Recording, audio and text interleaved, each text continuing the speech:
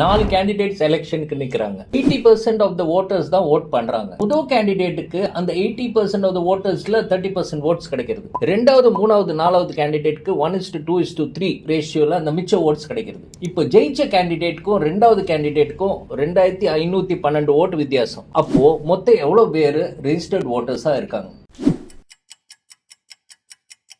நீங்க முதல் கேண்டிடேட் எடுத்தீங்கன்னா 30% ஆஃப் 80, அப்போ 24% ஆஃப் த ஓட்டர்ஸ் அவருக்கு ஓட் பண்ணாங்க. இப்போ மிச்சம் 56, அந்த 56 1:2:3 போட்டீங்கன்னா ரெண்டாவது கேண்டிடேட்டுக்கு வந்து உங்களுக்கு 9.33% ஓட்ஸ் கிடைக்கும். மூணாவது கேண்டிடேட்க்கு 18.66% ஓட்ஸ் கிடைக்கும். நாலாவது கேண்டிடேட்க்கு 28% ஓட்ஸ் கிடைக்கும். அப்போ அவர் தான் வினர். அவருக்கும் முதல் கேண்டிடேட் 24%, நீங்க ரெண்டையும் மைனஸ் பண்ணா 2512. இப்போ 28% கிடைச்சவர் தான் வினர் அண்ட் 24% கிடைச்சவர் தான் செகண்ட் பிளேஸ். இப்போ ரெண்டு பேருக்கும் நீங்க வித்தியாசம் எடுத்தீங்கன்னா 4% equal to 2512. அப்போ 1% வந்து உங்களுக்கு 628, 1% equal to 628. அப்போ 100% equal to 62800. ஸோ இதான் total number of registered voters. யூஸ்ஃபுல்லா இருந்தா ஒரு LSC போடுங்க.